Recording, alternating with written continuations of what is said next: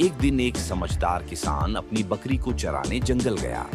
जंगल में बकरी हरा हरा घास खाने लगी और किसान भी वहीं से हरा चारा काटने लगा। थोड़ी देर में किसान ने हरे चारे का एक बड़ा गट्ठा बांध लिया और बकरी को पकड़कर घर की ओर चल पड़ा।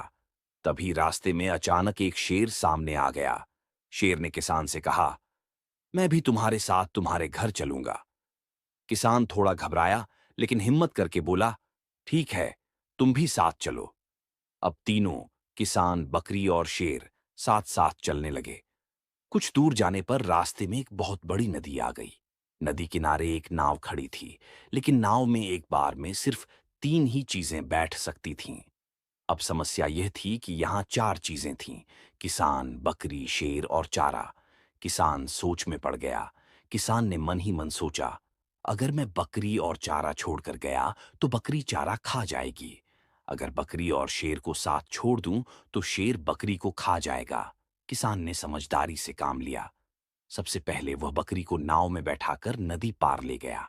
दूसरी तरफ बकरी को छोड़कर वह अकेला वापस आ गया। अब किसान ने चारा नाव में रखा और नदी पार कर गया, लेकिन दूसरी तरफ पहुंचकर उसने चारा छोड़ दिया और बकरी को वापस नाव में बैठाकर फिर से पहले किनारे ले आया। अब पहले किनारे पर बकरी और दूसरी तरफ चारा सुरक्षित था।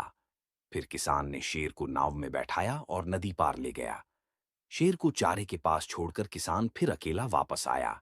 आखिर में किसान बकरी को फिर से नाव में बैठाकर नदी पार ले गया। इस तरह किसान अपनी समझदारी और धैर्य से शेर, बकरी और चारा, तीनों को सुरक्षित अपने घर ले गया।